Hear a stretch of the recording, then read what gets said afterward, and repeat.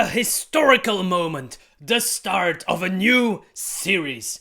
It's time to dissect each class to the bone. Welcome to the Attic Dungeon. My name is Sam, and whether you think fighters are boring or you think they're wonderfully complex, I'm here to help you with everything. I've been doing role-playing videos, I've created many builds for you guys, but I've never really taken the time to dissect each class bit by bit. So let's do that now. The idea is that after watching one of these episodes, you'll no longer have any questions about how certain class features work.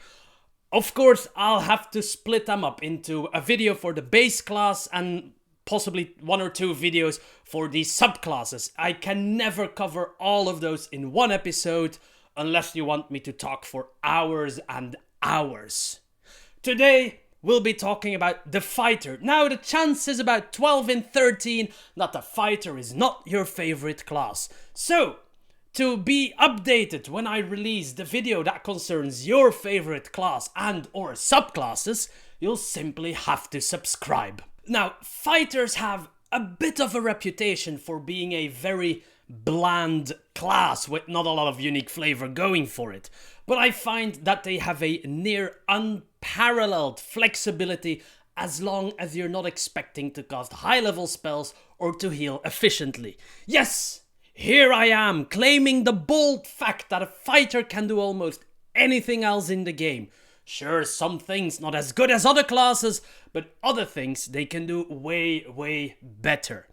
Traditionally, fighters are often seen as tanks or very capable melee fighters, and while this is certainly true, you will see that the fighter is capable of a lot more thanks to many different fighting styles, the very varied subclasses, and they also have the most wonderful ability to just keep going and going on those long days where you see a lot of battle. You can't run out of spell slots if you don't have any. By the way, if after this video you want to use all your newfound fighter knowledge and create one, there's a few follow-up videos you could have a look at. First, there's my fighter role-playing video.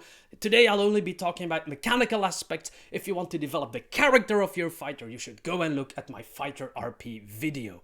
And if you want some inspiration for specific builds, have a look at videos like the Lucky Bastard and the Throwing Weapons Guide. Both of those videos use fighters in one of the two builds to great effect to build some very cool thematic builds. The way this is going to work is going to be very simple. I'm going to start at level 1, tell you everything there is to know about the fighter at level 1, and then move on to level 2, all the way down to 20. Now, for the fighter, actually, I only need to go all the way down to level 9, because after level 9, the base fighter doesn't gain any more new features, they just gain upgrades to their existing features. Don't worry, you still gain new things from your subclasses, but those are not the subject of today's video. So after level 9, I'll make sure that I've mentioned everything you get at the higher levels, but then I'll move on to different types of fighter you can create. What type of feats should you pick up as a fighter? Well, shoot, what can you pick up? There are so many choices for the fighter, but we start at level 1 for a base fighter. Now, fighters are known for a few things mechanically. The aforementioned fighting styles are something they're very well known for. They have the largest amount of styles to choose from. They can attack about 500,000 times per turn. They have action search, which allows them to attack for 1,000,000 times a turn. They get more ability score increases or feat choices than you could possibly swing a stick at. So it's really a wonderful class with a lot of customization options. Let's start with, once again, clearly stating what we will never need to talk about when creating a fighter. These are things that, in my opinion, the fighter cannot do in any way with their base class features, or not even with the varied amount of subclass features. Even though we're not talking about this today, I'm going to include them to conclude what a fighter cannot do. If you want to do those things, you'll have to grab another class or some feats. Some of these shortages can be solved with feats, no worries. So fighters, as of Tasha's Cauldron to everything, are capable of doing everything except casting high level spells, be a very super mobile character, or be an efficient healer. Other than that, they have access to so many different playstyles and tools thanks to the subclasses and the extra ability score increases that they can do pretty much everything. Again, not always as effective as another class, but that's kind of the point of picking a class, isn't it? To have some areas that you excel at. The fighter excels at a few areas and has access to almost everything else, but maybe not at the same time. Now, if we look at the base abilities of the fighter, you won't find any support or utility abilities in there either. They are all part of some of the subclasses, like the Eldritch Knight, the Battle Master, to name some of the best known fighter subclasses.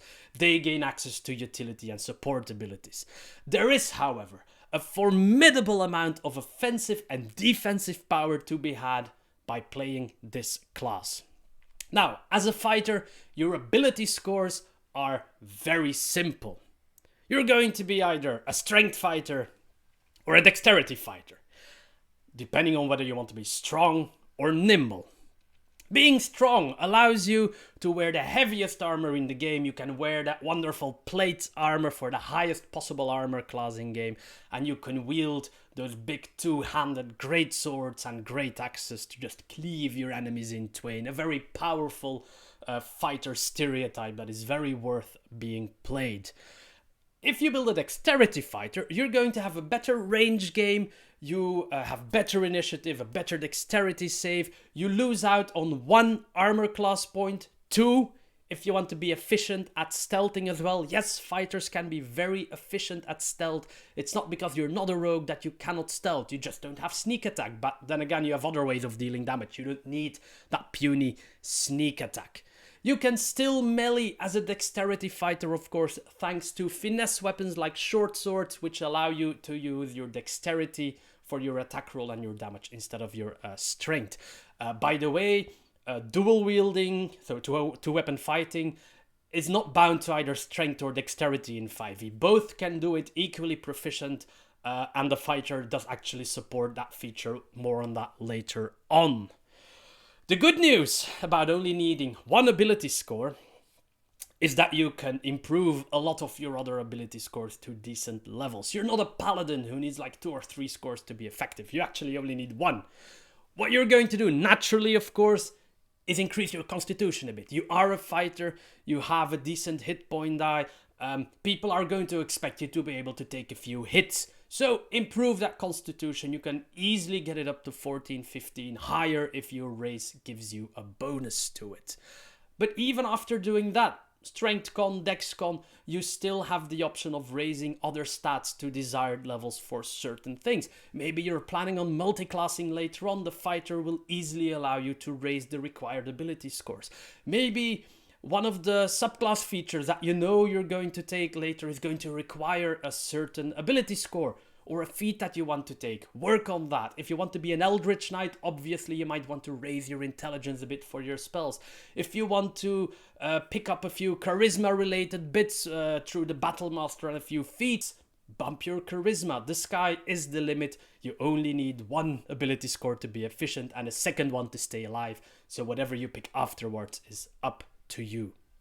Now, level 1 is where we are, so let's start with the defenses of a fighter. Overall, the fighter does great in this department. You get all the armor proficiency, so light, medium, heavy armor, plus shields. You also get a D10 hit die, which is the second highest in the game. Only the Barbarian gets a higher dice with a D12. And for those that use the fixed HP increase on level up, which I'm going to guess is most people nowadays, this will translate into gaining 6 HP plus your constitution modifier on each level up. And since your constitution is probably going to be pretty high, you're going to gain a very healthy amount of HP every level. You gain proficiencies in strength and constitution saving throws. Now, like every other class, fighters have a saving throw that is going to see play a lot more, and then the one that is going to be used less often. Here, Constitution is the high demand saving throw. There's quite a few spell effects that require Constitution saves. Also effects like poison usually attack your Constitution. Strength saves see a lot less play, but they can be relevant when trying to lift heavy objects or stop something that requires a lot of power. The con save proficiency plus all the weapon and armor proficiencies is one of the reasons why fighters are very popular for multi-class builds. It's an easy way to pick up all the relevant proficiencies that way by just starting out as a fighter and then branching into whatever you want. I've seen quite a few wizards with a first level of fighter and then going wizard to be able to protect their wizard without having to get shield or mage armor or what have you. It's an option. Is it worth it? That depends completely on the type of character you're trying to build. From the get-go, fighters also gain the second wind feature. This allows you to use a bonus action to heal yourself for 1d10 plus your fighter levels. At low levels, this feature is actually really strong, where 1d10 of health is still a large portion of your active health pool. Indeed, at level 1, a great second wind roll can pretty much completely heal you. But it doesn't scale that well into the later levels. Once you cross the 100 hit point bar, somewhere around, I don't know, level 10, that 1d10 plus 10 is a lot less impressive, but it's still a nice chunk of hit points that you can basically restore for free. It resets on a long rest or a short rest, so it will be available often, and you should not be afraid to use it when you've lost enough hit points. It will ease the load on your healing companions a bit. So you're not capable of healing other people, but you can heal yourself a little bit, and you should. Another important baseline fighter feature, maybe the most important, is of course the fighting style you're going to pick. In general, fighting styles allow you to specialize your fighter in a chosen area the moment you create them. There's other classes that gain fighting styles, but they only gain it at level 2 or even higher for some subclasses. As of Tasha's Cauldron, there are 11 fighting styles that fighters can pick from. Some of them focus on offense, some of them focus on defense, some provide quite a bit of utility or control. Now, we'll go over the list. That's very simple. We'll start with the very simple, obvious defensive fighting style, and it's called the defense fighting style. Little surprise there. It provides a very simple yet very efficient +1 increase to your armor class as long as you're wearing any type of armor. This, in combination with your access to heavy armor and shields, allows the fighter to have the highest possible armor class of any class in the game. Sure, there's some other classes that can rival it at level 1. Forge Clerics, for example, can rival it pretty quickly because they can enchant their own armor. But if you bribe your Forge Cleric, you can also enchant your armor. You become even better. If you really want to go for that high armor class, obviously a Warforged fighter, string-based fighter with the defense fighting style is going to have a huge armor class at level 1. If you want to do it, go for it. You will have other weaknesses, believe me. Now, offensive fighting styles. The fighter has a lot. Basically, as a fighter, you can pick whatever weapon and you can be effective with it. Not just because you're proficient with it, because there's also a fighting style that is going to support your choice of play. If you want the traditional sword and shield warrior and you don't want that extra armor class because the shield provides enough of a defense, you want some more damage, then dueling fighting style gives you +2 damage bonus on every attack. Not to your to hit, but only to your damage. But still, that's the equivalent of having +4 in your relevant ability score. So that is actually a very heavy damage increase that will stick with you throughout the levels and always be of use. If you think shields are for wimps and you would rather dual wield the 2-weapon fighting style, yes, best chosen name ever, thank you Wizards of the Coast, has got you covered. Adding your ability modifier to your offhand weapon damage roll, because that is not normally the case. If you are dual wielding, your main hand weapon will get the full thing, so your proficiency and your ability score bonus to the attack roll, and then the ability score bonus to the damage roll again, but your offhand weapon does not. It does receive the attack roll buffs, but it doesn't get any extra damage. So picking this fighting style, let's say you start at 16 strength with 2 nice hand axes. Now your offhand hand axe does as much damage as your main hand axe. I should have picked a different weapon, one that doesn't have the word hand in it. Oh well, there we go. So that's also pretty good, because at level 1 that's easily a +2 or +3 increase to your damage with that one weapon. Having this fighting style, I would say, is essential if you want to make an effective dual wielder. I've talked about this before. Dual wielding is not the easiest way of fighting to make effective in 5e, because every time you want to attack with your offhand weapon, you have to use your bonus action to do so, which prevents you from doing other cool things with it, like for example your second wind feature, which allows you to self heal, is also a bonus action. So the turn that you're healing yourself, you cannot attack with that offhand weapon, and there's a lot of other features in the game that use your bonus actions. So if you want to really effectively dual wield, be on the lookout for class and subclass features and feeds that do not clog up your bonus action, so you can keep chopping, but also pick this fighting style. The fighter is, by the way, again, not the only one who gets this fighting style, but he's the only one who gets it at level 1 though. Great weapon fighting. Moving away from 2 tiny weapons to 1 big weapon, it allows you to reroll those pesky 1s and 2s on your damage rolls with melee weapons that you're wielding with 2 hands. Mind you that this does not specifically mean heavy 2-handed weapons like the greatsword or the great axe. This also works with versatile weapons like the warhammer. The warhammer is 1d8 as long as you're holding it, but it transforms into 1d10 damage the moment you start whacking it with 2 hands. If you have great weapon fighting, this also applies to that warhammer the moment you start swinging it with 2 hands. This is actually good to know, because if you want to make a tiny angry fighter like a halfling or a gnome who cannot wield heavy weapons without having constant disadvantage, you can still make a great weapon fighting halfling, gnome, whatever, with a versatile weapon. And to be honest, the damage output is not going to differ that much. If you look at 1d12 versus the 1d10 on average, that is only going to be a 1 damage difference in between those two. Your other ratios will more than make up for what you lose there, rather. Now, those are all the offensive options from the player handbook, but Tasha's Cauldron added a few other options. They have added an unarmed fighting style. This changes your unarmed attacks from 1 plus strength modifier to 1d6 plus strength modifier, or even 1d8 if you're not holding anything in your second hand.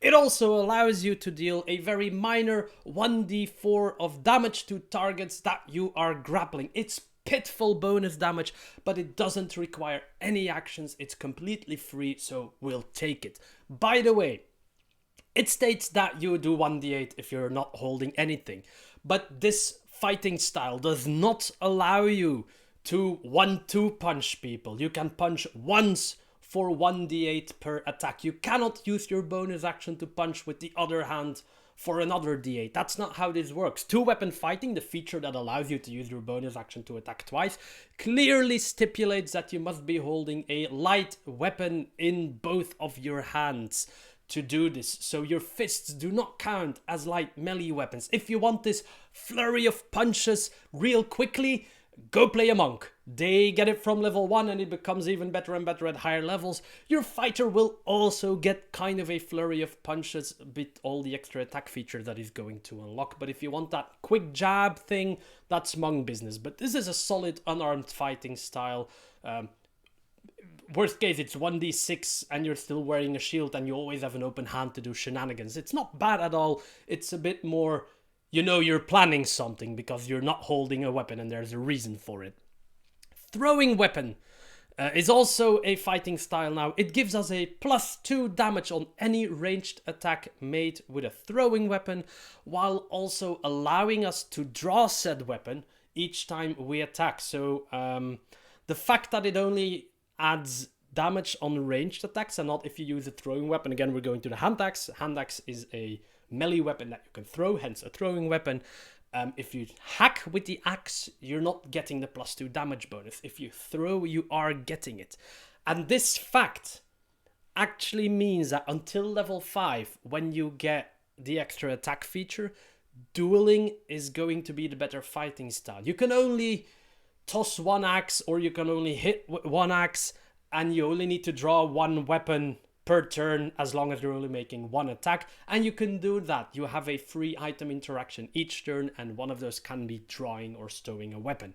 So for the first 4 to 5 levels, you're actually better off with the dueling fighting style, even if you want to go for a throwing weapon build. Thankfully, that's not going to be a problem.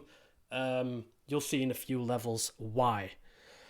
Now, once you do get multiple attacks, you do need to draw multiple weapons, and that's when you do need this fighting style, because you only have one free item interaction, and if you have a bunch of attacks, which fighters can have, believe me, you need some way to draw all the weapons, and that's when this fighting style really starts to shine.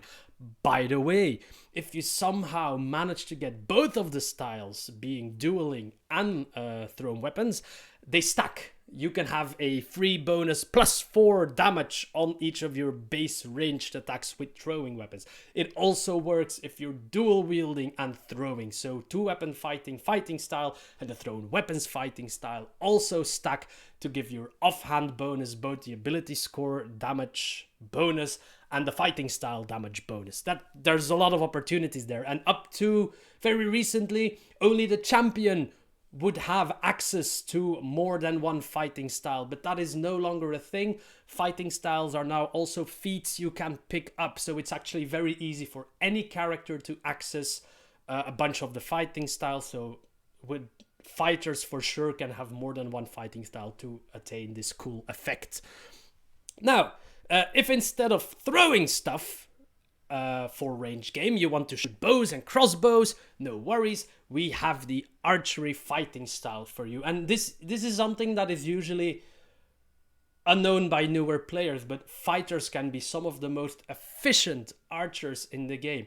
Most people assume that the ranger is your go-to archer guy, maybe the rogue, but actually the fighter, not in the least, thanks to this fighting style and a few of the subclasses that pair up really well with ranged attacks as well, your fighter can be a major damage dealer with a bow or a crossbow. What the fighting style does is add +2 to your attack rolls, increasing the chance that you hit with any of your attacks by 10%. That is actually quite a lot, and the people I've had at my table with this fighting style have never complained about it. Once they gain a few levels, they almost always hit, especially once they get a hold of like a magic longbow or whatever.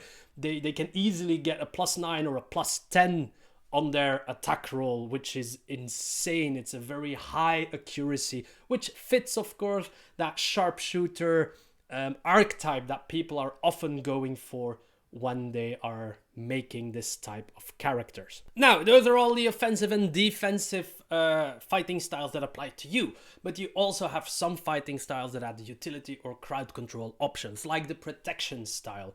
If you are wielding a shield and standing next to an ally, and this will happen more than you can imagine, you can use your reaction to impose disadvantage on the attack targeting them. You're basically going to use your shield to try and block off the attack a bit. It uses your reaction, so be sure you're blocking off some big attack and not some silly dart that's flying at them, because you only have one reaction on the full round. But if you can cause a big attack to miss because of this, that is actually a really good use of your reaction, and it kind of simulates that fighter that is rushing to aid his allies, which is a really nice stereotype as well. If instead of reducing accuracy, you want to reduce damage, there is a new buddy for protection. It's called intervention fighting style. And when somebody next to you is attacked, you can reduce the damage that they take by 1d10 plus your proficiency bonus. So this does actually scale somewhat with your level. Again, it uses your reaction, but you don't need to be wielding a shield to do this one. Any martial weapon or simple weapon is enough. So if you're not the tank of the party, but you still want to help out your allies, you can do this with this fighting style. You can just parry a blow that is meant for your ally. Also, very nice way of damage reduction. One of the few support things that a fighter can do out of its own if you pick this fighting style. Though these fighting styles, people generally gloss over them because they don't add big numbers to your rolls or your armor class or whatever, but they do provide good features to use in battle to support your allies. Blind fighting is an interesting one. It gives you blind sight in a 10 feet radius around you. That means that unless something is behind total cover or no, even invisible things, you can see invisible things. So this is pretty great actually. But if something is behind total cover, you can't see it. Other than that, even in total darkness, when the target is invisible and what have you, you can see them. You know where they are, you sense them. It's the old Daredevil trick, you know? So this is a bit more of a niche application for a fighting style, but it can prove to be very useful, especially if you have some of those magical allies who really enjoy using darkness for their own plans. I'm looking at you warlocks with, what's it called, devil sight, demon sight? I know you have a way of looking in magical darkness and normally fighters hate that. But with this, you and your warlocks become best friends. He casts darkness and you both go to town on the enemies, which is really good actually. Mind you, invisible characters can still be really invisible to you if they successfully hide. If they use their action to hide, they are really invisible to you, but that means they're hiding behind something. So that's not, you can't see them because they're invisible. That's, you can't see them because they're probably standing behind a tree and you didn't notice them. Our last fighting style is a bit of an odd one, I think.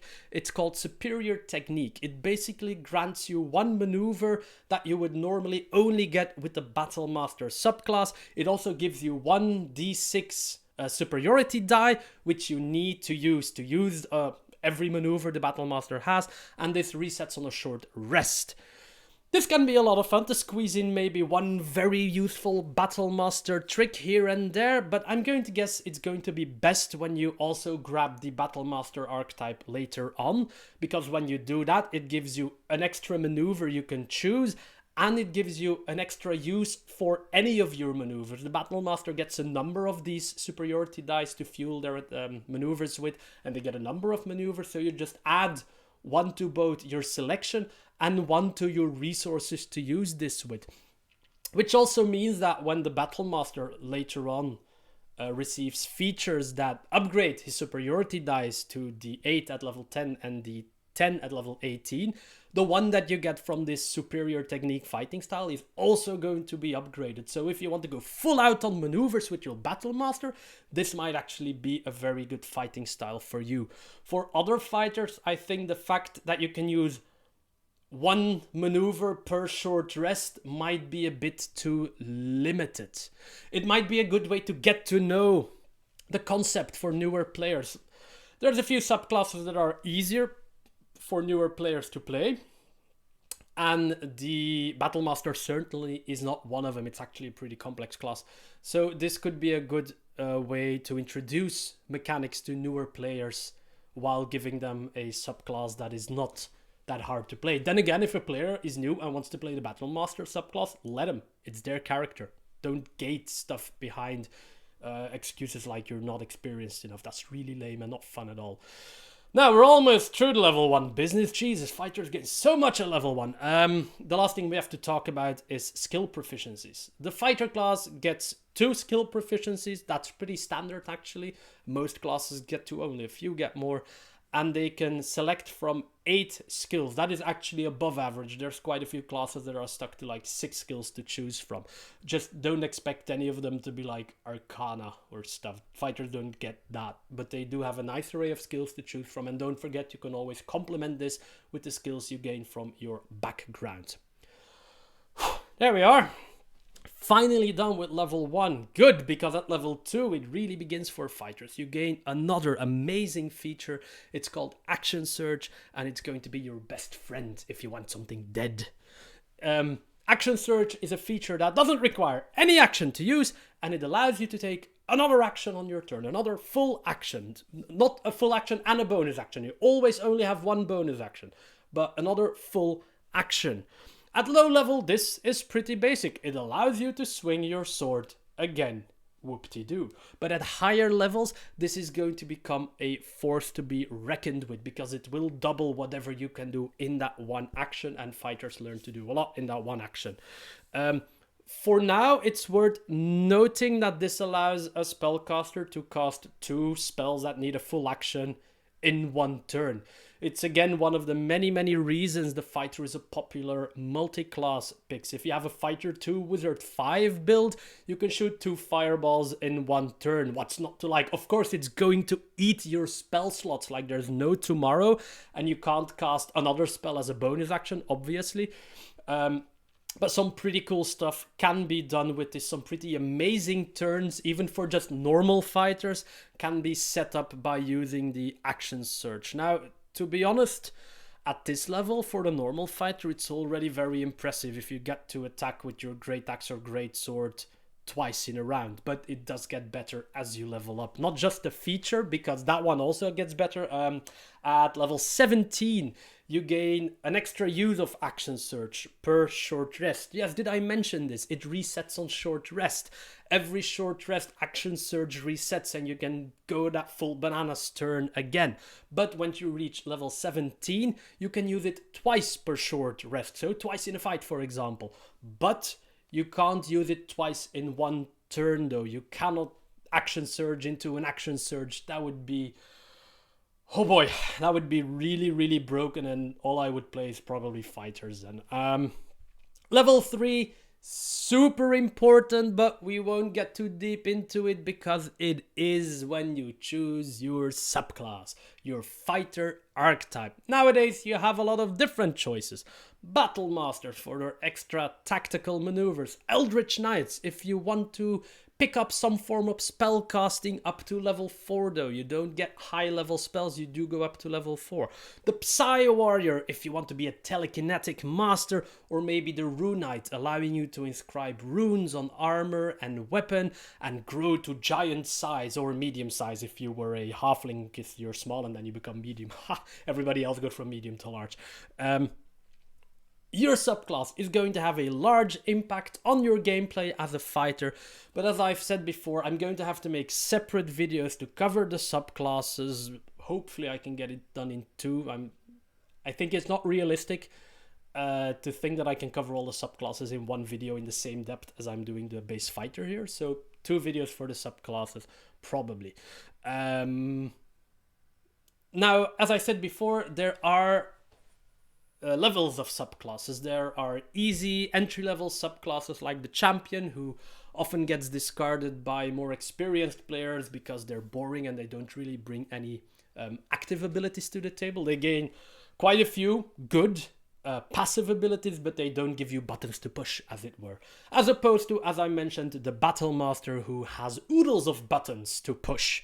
So ask your players, if you're helping them create a character because they're new, if they want something simple or they feel that they can handle something more complex, or just let them choose whatever has the coolest flavor according to them, because that's how the game works.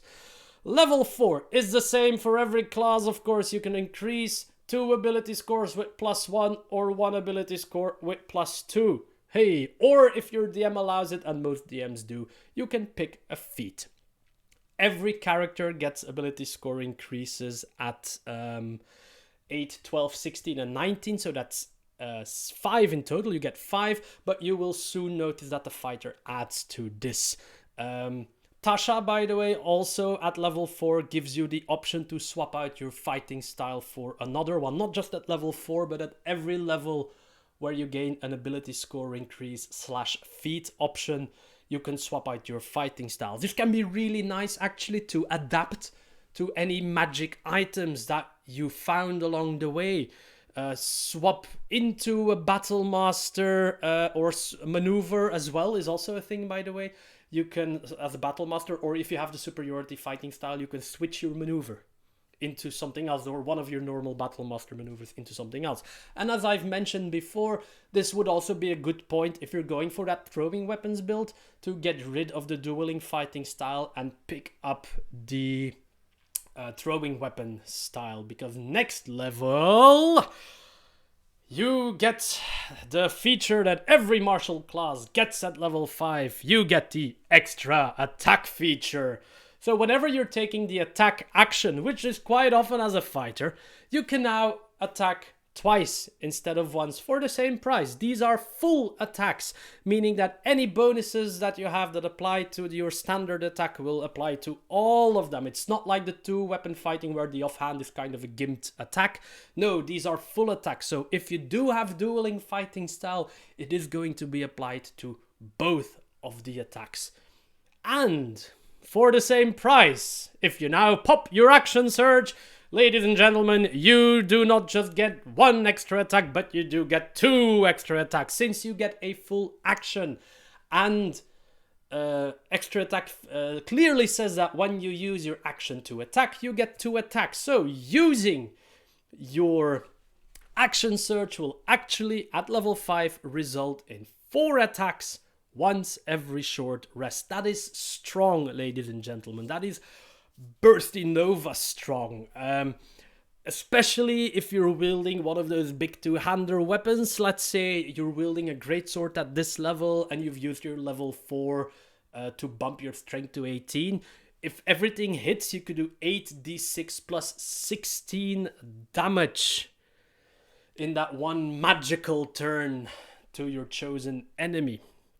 Or to your chosen enemies, because it is important to know that not all of those attacks have to be on the same target, which is great in case the first chap just dies after the first attack. You can just move over to the next one, or if you require some multi-target action for some reason, this is how you get it. The base fighter does not gain any other things that allow you to multi-target. You can't do spin attacks or whatever. So if you need cleave damage on different targets, this is how you do it. Extra attack feature. Attack him once, action surge, attack some more. That's how it works. You, because you're a fighter, get more attacks later on. And that is most wonderful, actually. At level 11, you gain a 3rd attack for the same price. And if you fighter on all the way to level 20, you get a 4th attack. And of course, again, action surge doubles that each and every time. The fighter is the only class in the game that has more than 2 attacks. You're just that good. There are many ways to kind of enhance this.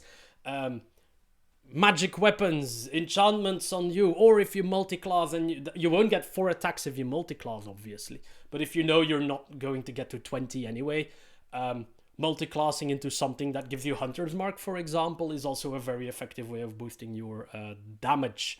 Because Hunter's Mark says you do 1d6 extra damage on each of your attacks and you're just attacking a million times. So that's a million times d6 extra. Yay, more damage. Okay, on to level 6. Now, level 6 brings us another ability score increase. But Sam, you just said you gain those at 4, 8, 12, and so on. Yes, but the fighter gets 2 more. And this is one of them. Others get 5, you get 7. The other extra one is at level 14, by the way.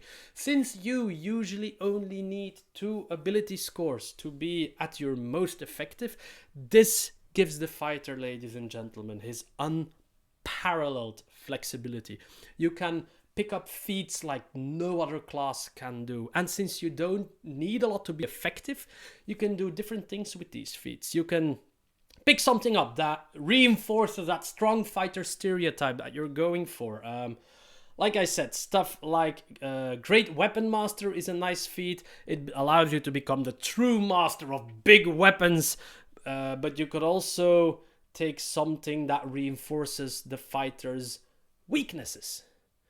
You don't have any spell casting, not even from your subclass, and you would like something? Hey, pick up Ritual Caster. It gives you a bit of a Swiss Army knife. The Swedish don't make army knives, Sam. What are you talking about? Swiss Army knife spellbook thingy. Or anything else, really. The fighter is really a pile of Play-Doh waiting for you to shape it. We move on to level 7 then.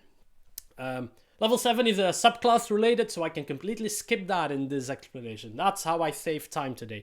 We move on to level 8. Again, it's a ability score increase. This is your third one by now. So even if you started with your main ability score only at 14 because you picked a race that doesn't give you a strength or a dexterity bonus, and your dungeon master doesn't allow you to use Tasha's optional rules for rearranging racial bonuses, you could still have 20 in your main stat by level 20, by level 8 as a fighter. That's how good the fighter is with his extra ability score increases.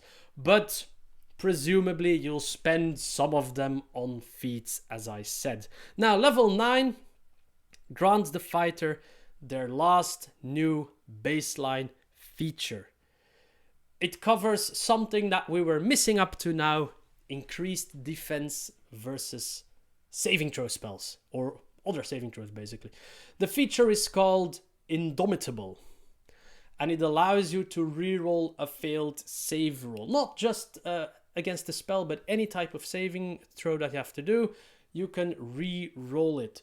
You do have to use the second roll though, but since you already know that you're failing the save, this is important to know. A lot of other features allow you to roll something before you know that you failed the throw. Obvious uses there are, shite, I rolled a 4, that's not going to work, better use, I don't know, lucky or whatever to re-roll it. But this one, you roll, maybe you have a number like 10 and you're not sure is it enough or not. You can actually ask the dungeon master, is this enough? And if the DM says no, you can still decide, alright, I'll use Indomitable and roll it again. But as I said, you have to use the second roll, which is no biggie. You know the first one fails anyway. Because of that, because of the fact that this is a feature that you can use after you know whether your save has succeeded or not, this is one of the few fighter feature that only resets at a long rest. So that means you should use it to get out of really nasty situations and not just use it to dodge the first fireball that you encounter. The good news is though that at level 13 and 17 you gain extra uses. So a level 20 fighter has 3 uses of Indomitable in one day, which is good stuff. But because you have to use the second roll, you cannot Indomitable a failed Indomitable save roll. That's why they say you have to use the second one. It's to keep you from re-rolling until you get the desired number. As I said, I don't really need to cover the higher levels of the fighter. I've already covered all the base features you're getting at the higher levels. More attacks, more feats or ability score increases, more action surge, more Indomitable. Of course, at levels 10, 15 and 18, if I'm not mistaken, you are going to gain more subclass features, but as I said twice or thrice already, that's not for today. So that is the fighter for you. Yes, it is a bit of a vanilla class, but the combination of all the different fighting styles, which can be swapped out every so many levels, along with the opportunity to comfortably grab more feats than any other class, really allows you to mold the fighter into anything you want.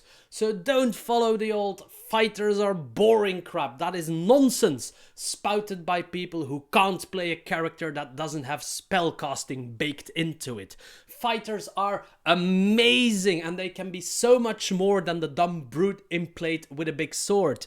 Explore, experiment and expect to have great fun. Though at times you might find yourself lacking in utility depending on your subclass and feat choices, a clever brain can solve a lot of those issues. Use your skills in creative ways, work together with your team to do cool stuff. Another nice thing about being a fighter is that quite often you will find yourself the center of attention when it comes to buffs. Wizards love giving a fighter haste. Clerics like to add even more armor class with Shield of Fate. You don't cast spells, but buffs will fly to you like moths to the flame. You will find yourself being even more powerful than you already are. You will be the action hero of the party. The moment something starts to go wrong, people are going to look at you and expect something amazing to save them. Take your turn in the spotlights on those moments and enjoy them. And if you do end up in a situation where your fighter, as you build it with all the feats and the subclasses, isn't that his strongest, let other people play. It's okay, you don't have to do everything. And the last thing, that I will share with you about fighters for today is probably one of the best things about fighters. They can keep going and going and going long after the druid and the bard have run out of spell slots. You'll still be there attacking many times per turn, soaking incredible amounts of damage with your increased defenses and health pool. And the best news is that all of your base fighter features, except for Indomitable, reset on a short rest. And this theme is reinforced by quite a few of your subclasses, like the Battlemaster, the Arcane Archer, and more recently the Rune Knight. All of these bring more abilities to the table for you that reset on a short rest. That means that after a long and exhausting battle, all you need to catch your breath and 90% of your fighter features is 1 hour. That is really amazing when the DM is running one of those sessions where he tries to make the party resource starved. Others might weep. You will just keep on going until at long last you either find a long rest for your friends or after epic fightings you run out of hit points finally, which is not going to happen anytime soon, believe me. And there you have it, ladies and gentlemen. That is everything I'm going to talk about for today. Hopefully you learned something about the fighter. Heck, even I learned something about fighters while doing my research here. I keep forgetting that Indomitable can be used after you know the result of the saving throw. Again, that is downright amazing. So go ahead, make fighters, share me stories about your fighters, bring me cool things that you did with your fighters, which feeds did you pick up, what did you make out of your fighter, and hopefully, ladies and gentlemen, you'll all stay safe, and I'll see you again in 2 weeks in the Attic Dungeon.